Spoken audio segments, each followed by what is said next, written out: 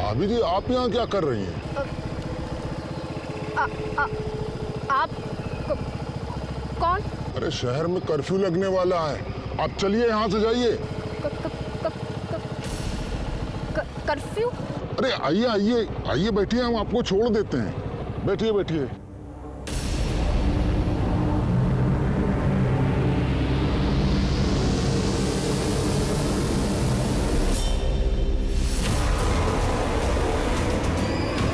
तुम वही बोल रहे हैं जो हमारे पुरखे कह गए थे, रोटी और बेटी का व्यवहार हमेशा बराबर वालों में होता है। ये दूसरी जात वाले इस मनीराम से पूछिए अम्मा जी, इसका बेटा कहाँ है? अरे हमें नहीं पता हमारा बेटा कहाँ है। अम्मा जी, कसूर सिर्फ हमारे बेटे का नहीं है, इसकी बेटी का भी है। अपनी मर्जी से भागी है उसके साथ, उसको भी सजा मिलनी चाहिए। देखो क्या बोल रहा है, हमारी बेटी को सजा मिलनी चाहिए। कसूर सिर्फ हमारा है का?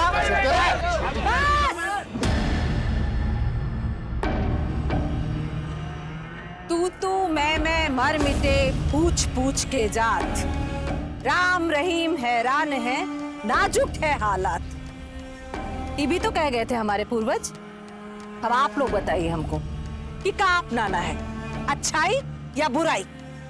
पर अम्मा जी देखो नरेंद्र, मनीराम का लड़का सीएमओ के पद पर है। इस पद का लड़का ढूंढ पाते अपनी बिटिया के लिए?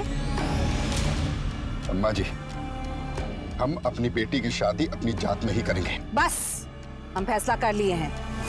तुम दोनों के बेटा बेटी बालिग हैं, अब पता किए हैं हम, वो दोनों शादी भी कर चुके हैं। तो अब ना जात बीच में आएगी और ना ही किसी की जिद। अम्मा जी गए, अम्मा जी गए, अम्मा जी गए।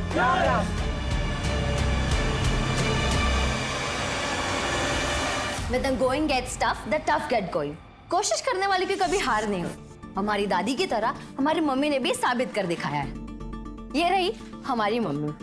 हर मम्मी गांव की सभी औरतों के साथ मिलकर गृह उद्योग चला रही है। मम्मी कुछ तो बोलिए। हम कब बोले? अरे अपने काम के बारे में बताइए। तू ही बोल। देखिए, कामयाब इंसान तो वही होता है जो बोलने में नहीं करने में विश्वास रखता हो। विवेक, तो ये है मेरा कजिन विवेक। विवेक हाय बोले मेरे दोस्तों। नहीं मेघना दीदी, मुझे सब नहीं करना। अरे तो ये है मेरे दद्दू। इनके आयुर्वेदिक नुस्खे बहुत मशहूर है, वर्ल्ड फेमस, और इनका तकिया कला माइंड ब्लोइंग। ओके गाइस, तो अब हमारे दादी, चाचा और पापा आ गए, लेकिन इन सब से मैं आपको फिर कभी मिलाऊंगी। वो विधायक है तो हम भी तो सरपंच है गांव के, मनमानी नहीं सहेंगे उसकी। तो पावर में समझौता कर लीजिए आप उससे। समझौता? हमने कभी अपने उसूलों से समझौता नहीं किया है। फोन लगा उसके पीए को, बोलो अम्मा जी मिलना चाहती हैं। गाड़ा झंडे बाबूजी, सिर्फ पंचायत में ही नहीं, क्षेत्रीय राजनीति में भी झंडे गाड़ने के लिए तैयार है माँ। अरे वाह, मतलब गांव का ही नहीं पूरे कस्बे का भाग्य बदलने वाली है दादी। माँ, विधायक जी से कल की मीटिंग फिक्स हो गई है। ठीक है, कल चलते हैं। सॉरी, बहुत ज्यादा इंतजार करना पड़ा आप लोगों को। बताइए क्या सेवा करें आप लोगों की? सेवा सेवा कहते बहुत हैं आप, पर सेवा करते नहीं है। 3 साल हो गया पानी का पाइप बिछे हुए, पर नलों में अभी तक पानी नहीं है बिश्नोई जी। वो तो तभी आएगा जब जिले में पानी की टंकी बन जाएगी। लेकिन इसका जो बजट था ना, तो पाइपलाइन बिछाने में ही खर्च हो गया। अब ऊपर से फंड आएगा तो। पर नीचे से तो बहुत आए हैं आपके पास। पाइपलाइन बिछाने में जितना पैसा ठेकेदारों को बांटा गया है, उसका आधा तो आप ही के पास आ गया। जबान संभाल के बात कर सरपंच, वरना न ये सर रहेगा और न पंच की अकड़। अकड़ तो अब तुम्हारी टूटेगी बिश्नोई। घर घर पानी की स्कीम में जो घोटाला किया हो ना, सब मीडिया के सामने लाएंगे। कुर्सी बचाना मुश्किल हो जाएगा तुम्हारा।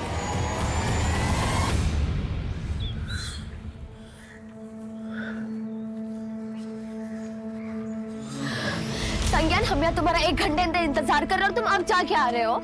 मेघा सॉरी यार, पापा को आने में देर हो गई थी। अब उनसे मिले बिना तो हॉस्टल नहीं जा सकता था ना। अब 15 मिनट में तुम्हारी बस आ जाएगी।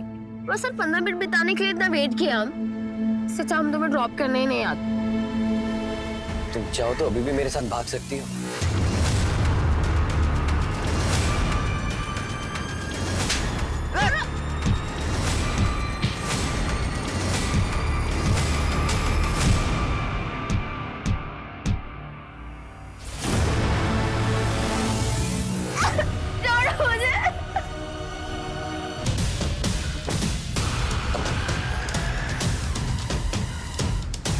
जबरदस्ती गहने उतारे गए।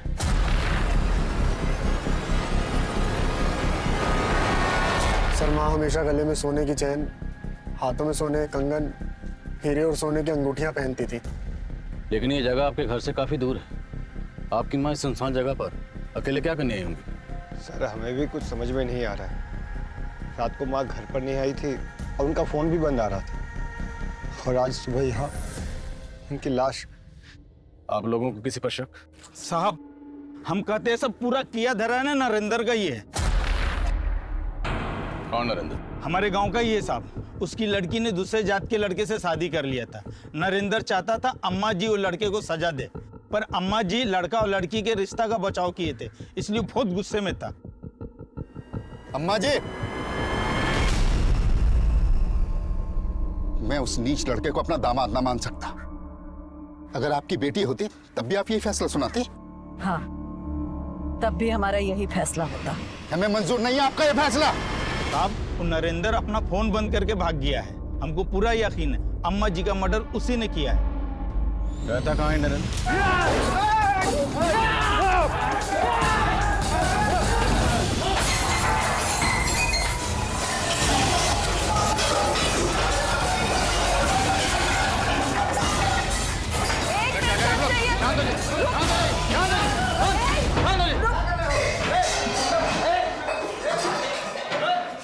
क्यों तोड़फोड़ कर रहे हैं आप लोग? साहब उस कमीने नरेंद्र ने हमारी अम्मा जी की हत्या की है और आज हमारे हाथ आने से पहले ही भाग गया। अगर हमारे हाथ आ जाता तो हम मुझे यही काट देते।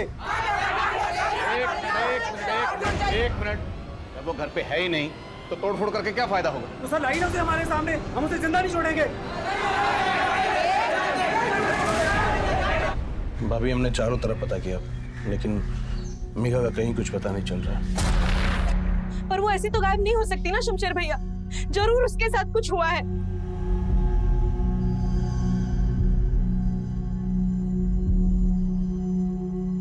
आप कुछ करते क्यों नहीं है? मेघा कल से गायब है। हमें बार बार बोलने की जरूरत नहीं है। क्या माँ की लाश तो आप नहीं ढूंढेंगे उसे? उसकी कुछ पड़ी नहीं है क्या आपको? रजनी देवी के कातिल को जल्दी ढूंढना होगा, वरना गांव वालों का बवाल और बढ़ सकता है। जी सर, ये नरेंद्र जिस तरीके से गायब है उसे देख के तो लग रहा है कि हो सकता है कि नरेंद्र ने रजनी देवी का कत्ल किया है और गहने लूटे हैं और फिर कत्ल को लूट की शक्ल देने की कोशिश की हो। लेकिन रजनी देवी कल रात से गायब है, तो हो सकता है उनका कत्ल भी कल ही हुआ। और सवाल ये है कि गांव की एक महिला सरपंच अपने गांव से इतना दूर उस सुनसान जगह पर क्या करने गई होगी? सर हो सकता है कि मर्डर किसी दूसरी जगह पे किया गया हो और बॉडी को ले जाके वहां डंप किया गया हो। फिर भी उस जगह का पता करना होगा जहाँ रजनी देवी का कत्ल हुआ। रजनी देवी की कल की पूरी एक्टिविटीज पता करो और आसपास जितने भी सुना रहे हैं सबको इन्फॉर्म करो। हो सकता है कातिल गहने बेचने की फिराक में।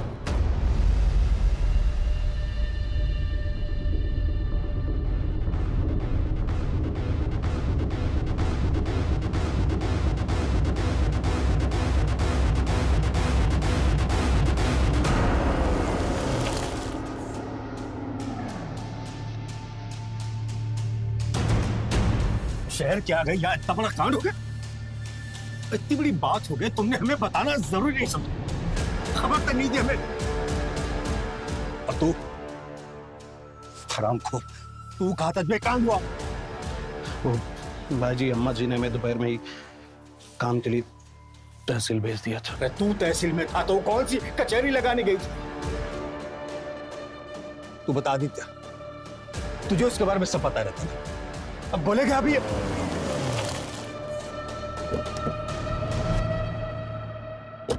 रजनी जी को आखिरी बार आपने देखा था? जी सर, माँ और हम विधायक जी के पास से लौट रहे थे और हमें काम से शहर जाना था। माँ के कहने पर हमने शाम को उनको गांव के पास छोड़ दिए थे सर। माँ को शाम में टहलने की आदत थी तो हमें लगा कि टहलते टहलते वो घर पहुंच जाएंगे। उसके बाद रजनी जी घर आई नहीं? उस वक्त घर पे कौन था? सर कोई नहीं था यहाँ और हम अपनी बीवी के साथ उसके मायके गए हुए थे। देर रात पहुंचे तो माँ नहीं थी, तभी से हम उनको खोज रहे थे। आप इनके साथ थे? साहब हम तो 2 दिन से शहर में थे, योगा शिविर में। खबर मिलते ही फौरन लौट आए। पता नहीं सब कैसे हो गया। तो आदित्य ने रजनी देवी को गांव के बाहर ड्रॉप किया था हो सकता है किलर ने वहां उन्हें अकेले देख उनको टारगेट किया। लेकिन ये बात उनके बेटे ने मैं पहले नहीं बताई। ऐसा लग रहा है जैसे सब कुछ सोच समझ के बोल रहे हैं। पता कर रजनी देवी के मर्डर की वजह कहीं कोई घरेलू झगड़ा तो नहीं, और नरेंद्र को ढूंढने पर जोर। ठीक है सर।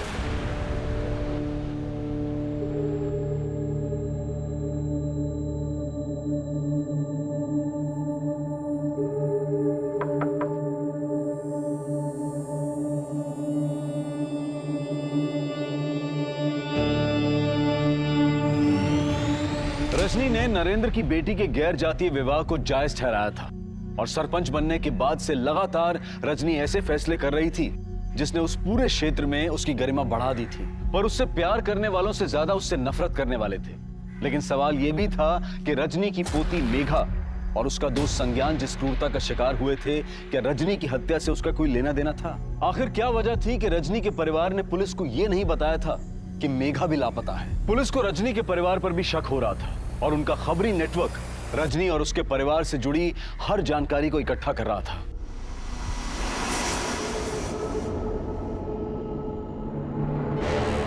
हम पे भरोसा रखो विनीता, हम भी मेघा के लिए परेशान हैं।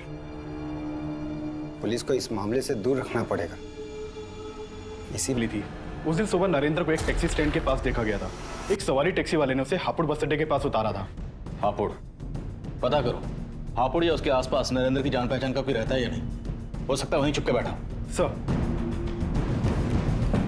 सर, आपका अंदाजा बिल्कुल सही है। ये मर्डर फैमिली के इंटरनल मैटर से जुड़ा हो सकता है। मैटर क्या? सर, आदित्य बहुत पहुंची हुई चीज है। ये आदित्य बहुत सारी शराब की भट्टियों में साइलेंट पार्टनर था और रजनी देवी ने ऐसी बहुत सारी भट्टियों को बंद भी करवाया। तो क्या बेटे के गैर कानूनी धंधों में माँ के उसूल आड़े आ रहे थे? सर, वैसे आदित्य का सगा रिश्ता नहीं था रजनी देवी से। रजनी देवी उदित और आदित्य की सौतेली माँ थी। दरअसल उदित और आदित्य के पिता की शादी रजनी देवी की बड़ी बहन से हुई थी, लेकिन आदित्य के जन्म के बाद उनकी मौत हो गई और उसके बाद रजनी देवी के पिता ने उनकी शादी विश्वनाथ से करवा दी।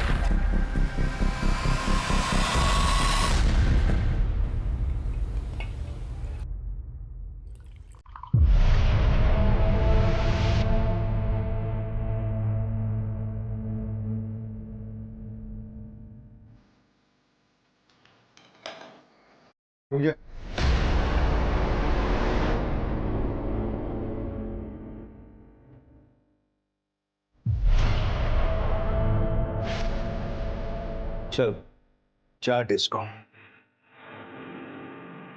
क्या पता तूने कुछ मिला दिया उसमें? चाट भाजी मैं समझा जबान बोलने के लिए नहीं, चाटने के लिए दिखा। चाट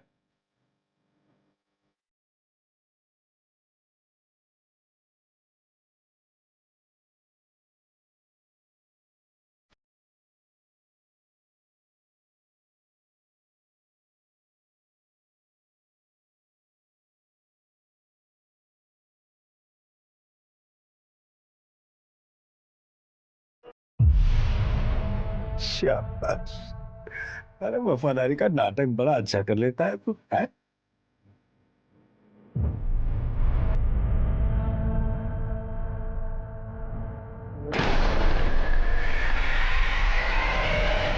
हम गलत काम करते थे, इसका क्या प्रूफ है आपके पास? प्रूफ मिटाने में तो माहिर हो तुम, पर वैसे भी तुम्हें अपनी माँ से कोई खास हमदर्दी तो थी नहीं। उनकी मौत के बाद हमारे भी आंसू आए थे, पर यह सच है कि उनके उसूल खलते थे हमको, और हमको ही क्या, बहुत से लोग ऐसे हैं जिनको वो खलती थी। किसकी बात कर रहे हो? अब हम जिनकी बात कर रहे हैं उनको यहाँ बिठा नहीं पाएंगे। तो आप साहब बोलो, किसकी बात कर रहे हो?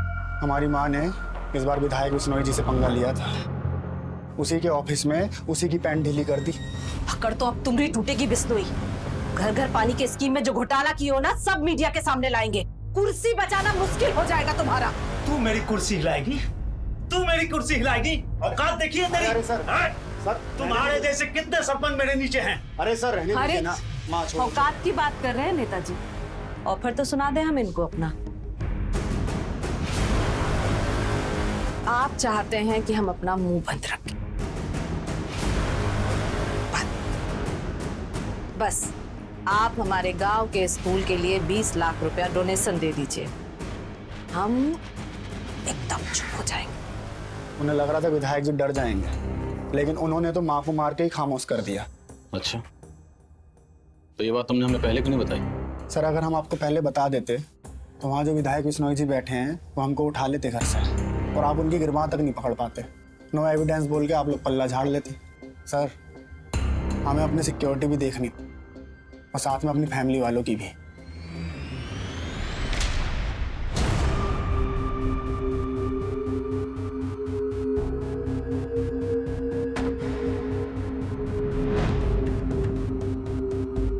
The number you have called is currently switched off. Please dial after some time.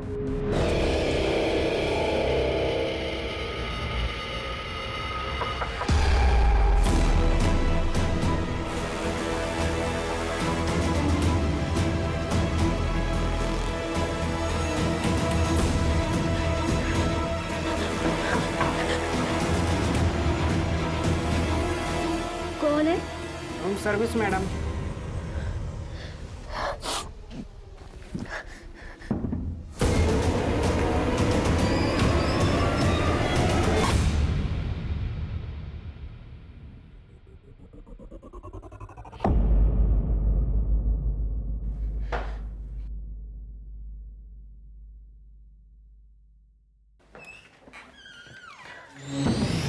तो आदित्य नेताजी का नाम लेकर घुमा रहा है उन्हें।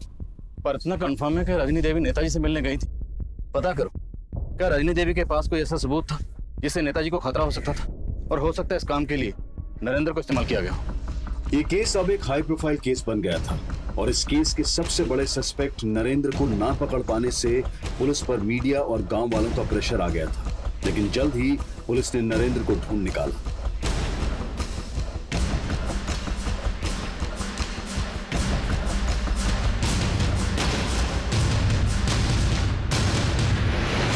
मैडम हम मानते हैं हम अम्मा जी के फैसले से गुस्सा थे, लेकिन हमने कुछ नहीं किया। अच्छा, कुछ नहीं किया तो फिर हमें देख के भागा क्यों?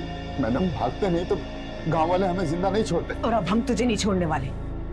बता रजनी देवी के गहने का छुपाए तूने? मैडम हमने कुछ नहीं किया। शर्मा, कूट इसको।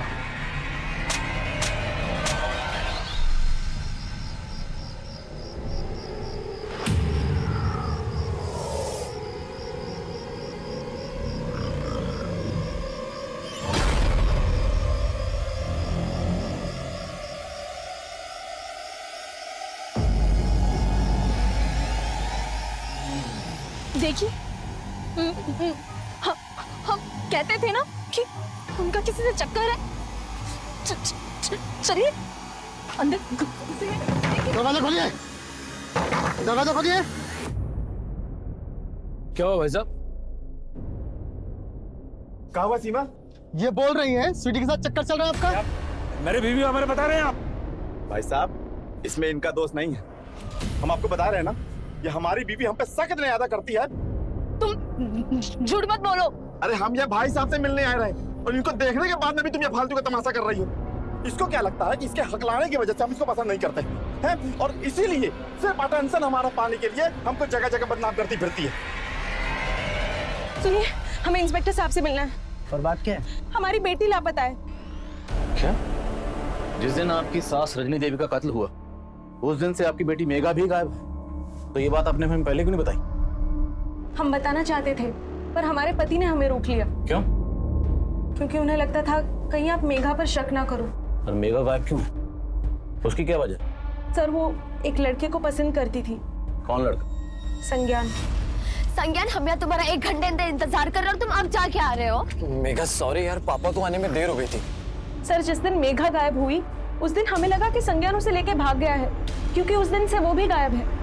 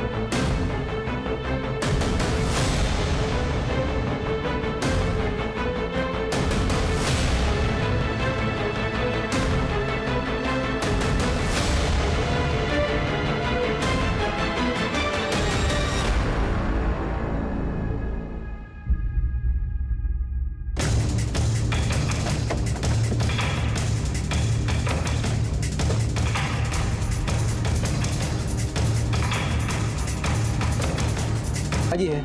क्या नाम है फादर का? राम प्रवेश। इनका नंबर है आपके पास? जी मैडम।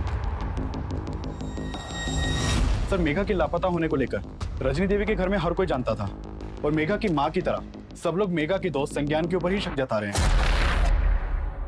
और संज्ञान भी गायब। अब इस केस की कई परतें खुल रही हैं। सर, एक अजीब सी बात है, इतना सब कुछ होने के बावजूद रजनी देवी के पति विश्वनाथ, उसे कोई फर्क ही नहीं पड़ रहा है। अपने दोस्तों यारों के साथ रोजाना उसके ड्रिंकिंग सेशन चल रहे हैं। और जिस दिन रजनी देवी का कत्ल हुआ उस दिन वो यहाँ था भी नहीं। कहीं ये सारा प्लान विश्वनाथ का तो नहीं?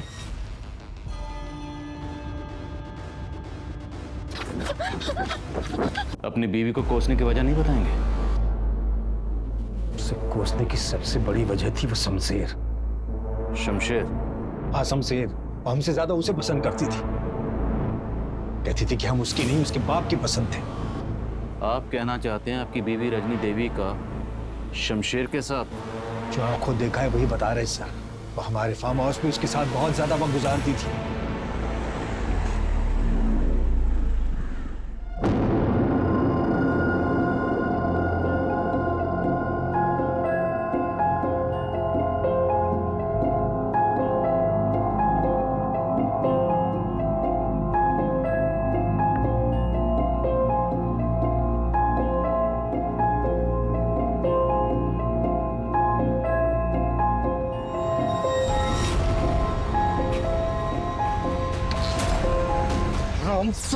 तुझे छोड़ूंगा क्या? तुझे थाने में क्या तो मैं छेद करता है। छोड़ूंगा नहीं उसे मैं। आपको ज्यादा मर्दानगी दिखाने का जरूरत नहीं है। उम्र देखिए अपनी, कुछ बचा नहीं है आप में। उस कमीने के सामने में जलील करती थी और हम खून के खून पी के रह जाते थे। कई बार हमने उसको माफ कर दी। ये आज उसके कर्मों की सजा मिली है उसे। और ये सजा आपने उसे दी? मैं पहले भी कहा आपसे सर, हमने कुछ नहीं किया, लेकिन शमशेर उसके सारे राज जानता था। वो ये भी जानता था कि आजकल वो किसके हद पे चढ़ी थी। मैडम जी, हम अपने किसी काम से बाहर नहीं गए थे, बल्कि हम तो अपने बेटे संज्ञान को खोजने गए थे। कहाँ खोज रहे थे? और आखिर ये संज्ञान गायब कहाँ है? कुछ पता नहीं चल रहा मैडम जी। वो गर्मियों की छुट्टी में 7 जुलाई को अपने हॉस्टल के लिए निकला था, तभी हम उसको आखिरी बार मिले थे। और फिर उसके बाद हम अपने किसी काम से सतना चले गए। 5-6 दिन बाद उसके हॉस्टल से फोन आया कि वो अभी तक हॉस्टल नहीं पहुंचा है। फिर हम सतना से सीधे ललितपुर चले गए उसके हॉस्टल, और फिर वहां से जब वापस आए तो पता चला कि आप उसको पूछने आए थे। 7 जुलाई से ये लड़की भी गायब। इसका नाम मेघा है। मेघा की माँ का कहना है कि संज्ञान और मेघा की दोस्ती थी। क्या आपको इन दोनों के अफेयर के बारे में कुछ पता था? नहीं मैडम जी, हमें इसके बारे में कोई जानकारी नहीं है। फिलहाल मेघा के घर वालों का ये कहना है कि संज्ञान इस लड़की को भगा के लेके गया है। नहीं मैडम जी, हमारा बेटा तो रात दिन पढ़ाई में लगा रहता है और वो कभी कोई ऐसा काम नहीं करेगा जिससे हमारी बदनामी हो। साहब, हम अम्मा जी के सिर्फ सेवक थे और उनका हुक्म टालने की हिम्मत हमारे अंदर नहीं थी।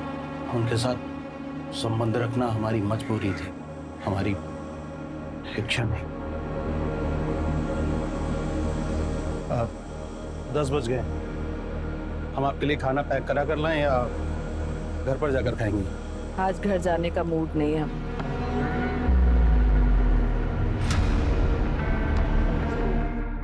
तुम भी यही रुक जाओ। जी। जो कुछ कहते हैं सर हिलाकर हाँ कर देते हो। सब बात मानोगे का हमरे? जी, बस हुक्म करके देखिए। सच बोल रहे हो क्या?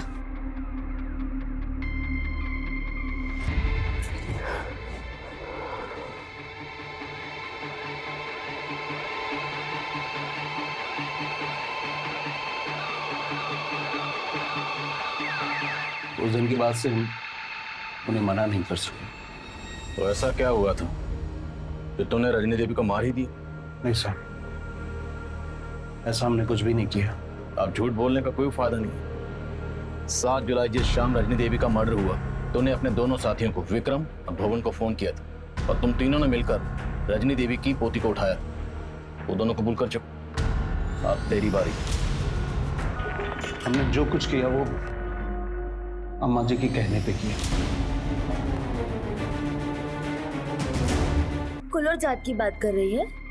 हाँ, कहे बेटी और रोटी का व्यवहार कुल जात देखकर ही किया जाता है बिटिया। हमने सपने में भी नहीं सोचा था कि आप ऐसे निकलेंगे। अगर अब आपने हमें संज्ञान से शादी करने से रोका तो हम पूरे गांव को बता देंगे आप कितनी बड़ी ढोंगी है। जुबान लड़ाती हो हमसे? हाँ, हम आपके नहीं अपनी पसंद के लड़के से शादी करेंगे और अगर आपने हमारे साथ जबरदस्ती की तो आपके लोगों के बीच आपको जलील कर देंगे। हमको जलील करोगे तुम? हमको जलील करोगे? जलील करना किसे कहते हैं हम बताते हैं तुमको। ले जाओ इसे, इसका वो हाल करो कि अपनी शकल किसी को दिखा ना सके। नहीं दादी, छोड़ो मैं। दादी नहीं। रुको, दरवाजा खुला छोड़ देना। हम उनका वो रूप देखकर हैरान थे साहब। वो हमें अपनी जगह फार्म हाउस में छोड़ के चले गए थे। उसके बाद क्या हुआ हमें सच में कुछ नहीं पता। तू मेघा का रेप कर रहा था और तेरे दोनों साथी संज्ञान का कत्ल, और तू कह रहा है तूने जो किया सिर्फ अम्मा जी के कहने पर किया। खुद को बेकसूर समझ रहा तू?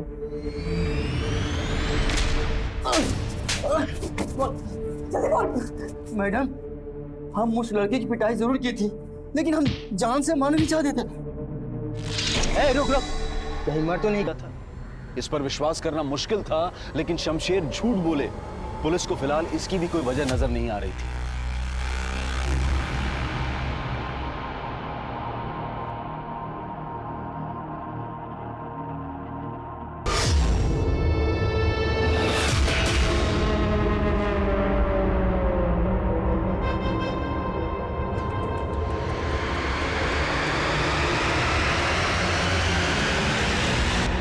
शमशेर के साथ ही बोल रहे हैं कि उन्हें लग रहा था कि संज्ञान मर चुका है।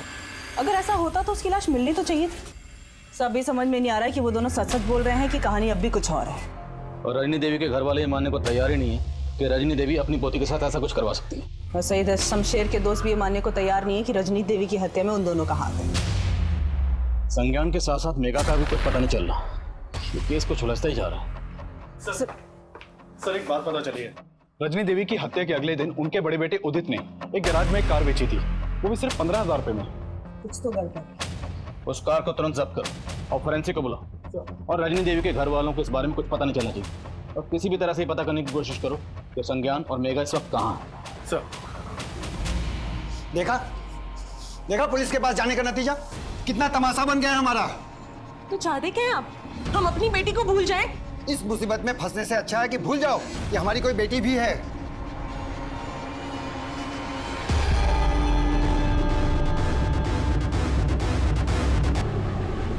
उस वक्त इस रेप में ये शामिल था, और मेघा के अलावा ये संज्ञान भी मिसिंग है।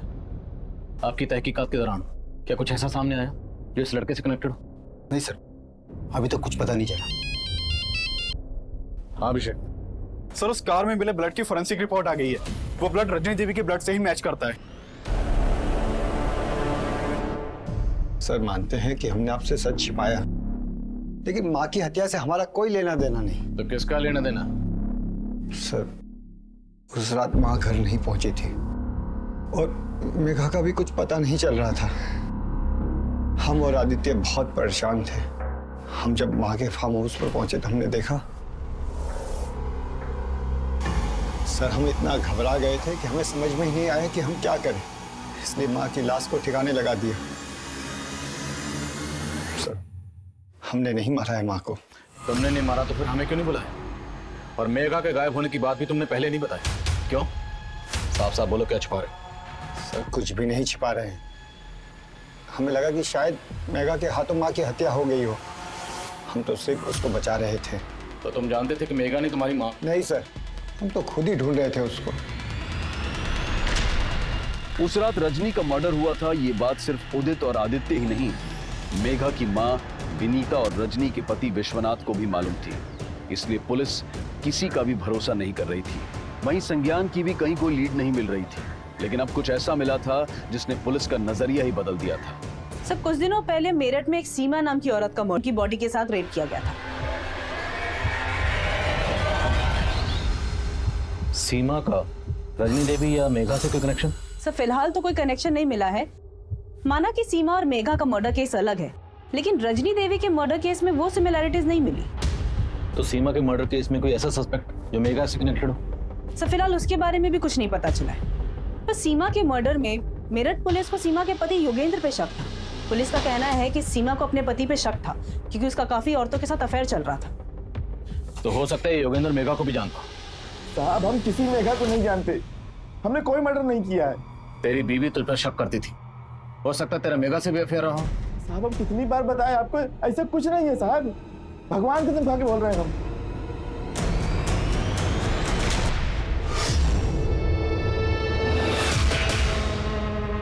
अरे बेटा, आप यहाँ क्या कर रही हैं? जी हम पहचाने नहीं आपको। अरे हम आपके पापा के दोस्त हैं, संजीव।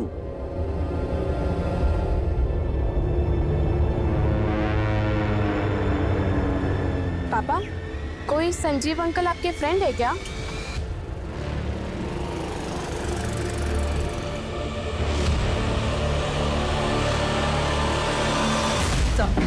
सर पिछले कुछ सालों के मैंने कई मर्डर केसेस स्टडी किए, इसमें मालूम चला कि सीमा और मेघा जैसी कई ऐसी लड़कियों के मर्डर केसेस सामने आए जिसमें डेड बॉडीज के साथ रेप किया गया था।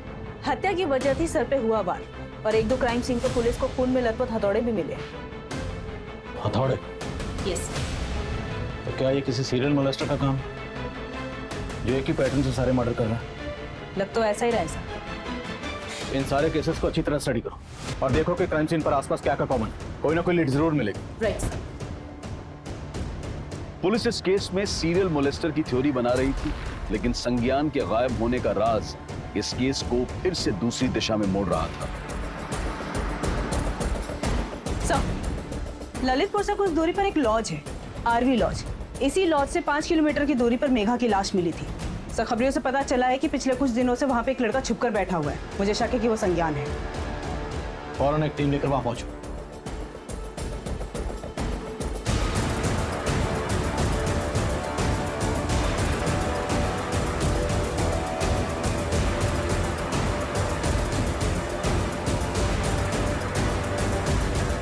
सर हमारा मेघा के मर्डर से कोई लेना देना नहीं। 7 जुलाई के बाद तो मुझसे मिले तक नहीं है। तो 7 जुलाई से तो अंडरग्राउंड क्यों? सर उन लोगों ने हमें बहुत मारा, उस डर की वजह से हम वहाँ चले गए। डर की वजह से तो लॉज चला गया, अपने घर क्यों नहीं गया? जाते तो पापा परेशान हो जाते। वो तो अब भी परेशान है, ढूंढ रहे हैं तुझे हर जगह। तूने उन्हें नहीं बताया था तो लॉज में चुप के बैठा? नहीं सर, सर हमारा मेघा के मर्डर में कोई हाथ नहीं है। हम तो प्यार करते थे उसे। तेरा हाथ है या नहीं कि हम पता लगाएंगे। पता लगाओ जरा अच्छी तरह से। सर तो हमने सीमा और मेघा समेत सभी केसेस के क्राइम सीन की सीसीटीवी फुटेज स्कैन की। इन सभी क्राइम सीन पर ये मोपेड कॉमन है। ये मोपेड सीमा और मेघा के क्राइम सीन के आसपास भी देखी गई थी, लेकिन सर ये मोपेड रजनी देवी के गांव में देखे जाने की कोई इन्फॉर्मेशन नहीं है।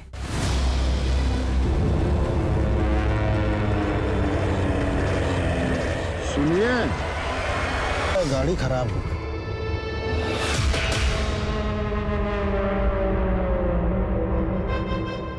अरे ये क्या कर रहे हैं आप?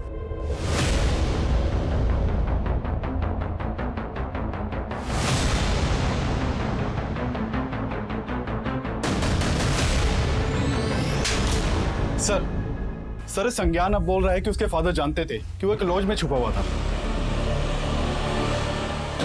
हमें देर नहीं लगी तेरा पता करने में, तुझे फॉलो किया, तुझे रंगे हाथ पकड़ ली। सालों पहले तेरी बीवी का मर्डर हुआ था, मुझे पूरा यकीन है उसका मर्डर भी तूने किया होगा। सही कहा आपने। हमारा पहला शिकार हमारी पत्नी थी। वो हमारी गैर मौजूदगी में दूसरे मर्द के साथ सोती थी, और जब हम उसके पास जाते तो वो हमें जलील करती कि तुम हमें संतुष्ट नहीं कर पाते। एक दिन हमारा माथा सनक गया, हमने उसको हमेशा के लिए संतुष्ट कर दिया।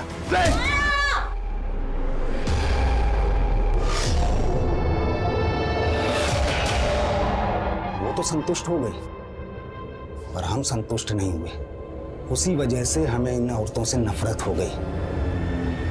तो ऐसा करता क्या था? ये औरतें तेरी बात मानकर तेरे साथ चलने को तैयार हो जाती थी? हम बहुत स्मार्ट हैं साहब। हम उनके पास जाते और उन्हें जता देते थे कि वो हमें जानती हैं और हम उन्हें जानते। प्रताप, वो हमारा स्टाइल नहीं है। वो तो मेघा ही उसको मार के भागी थी। उसका हमारे पास फोन आया।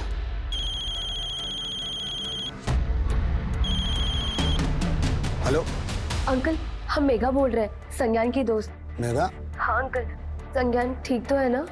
हमने उससे बोला संज्ञान सही सलामत है और हम उसको संज्ञान से मिलवा देंगे। फिर हम उससे ललितपुर में मिले। उसने हमें अपना सारा दुखला सुनाया। क्या तुम्हारी दादी ने तुम्हारा रेप करवाया था? हाँ अंकल। अब आई अक्ल ठिकाने तुम्हारी? हाँ बोलो, शादी करोगी उस लड़के से? अब हम मर जाएंगे लेकिन आपकी बात कभी नहीं मानेंगे। मेघा, मेघा, मेघा रुक। ठीक है, तो हम तुमको भी मार डालेंगे, उस लौंडे को भी। हाँ, तुमको क्या लगता है तुमको ऐसे जाने देंगे? राम प्रवेश पिछले 7 सालों में सीमा और मेघा समेत 25 से भी ज्यादा महिलाओं को अपना शिकार बना चुका था। लेकिन मेघा सिर्फ राम प्रवेश की ही नहीं, बल्कि अपनी दादी रजनी और शमशेर की क्रूरता का भी शिकार थी। मेघा अपनी दादी रजनी को एक आदर्श नारी के रूप में देखती थी। रजनी के उदाहरण देकर वो लोगों को आगे बढ़ने की सीख देती थी। लेकिन वही रजनी उसकी सबसे बड़ी गुनहगार थी। इंसान अपनी अच्छी कथनी से महान दिख सकता है, लेकिन महान काम करने वाले लोग बोलने से ज्यादा करने में विश्वास रखते हैं और उनकी कथनी खुद दुनिया लिखती है। अब मैं अनूप सोनी आपसे विदा लेता हूं। फिर मुलाकात होगी क्राइम पेट्रोल सतर्क के ब्लैक हेडलाइंस अध्याय में एक और नए केस के साथ। और याद रखें, क्राइम और आपके बीच में सिर्फ इतना फर्क है कि आप कितने सतर्क हैं। सतर्क रहें, सुरक्षित रहें।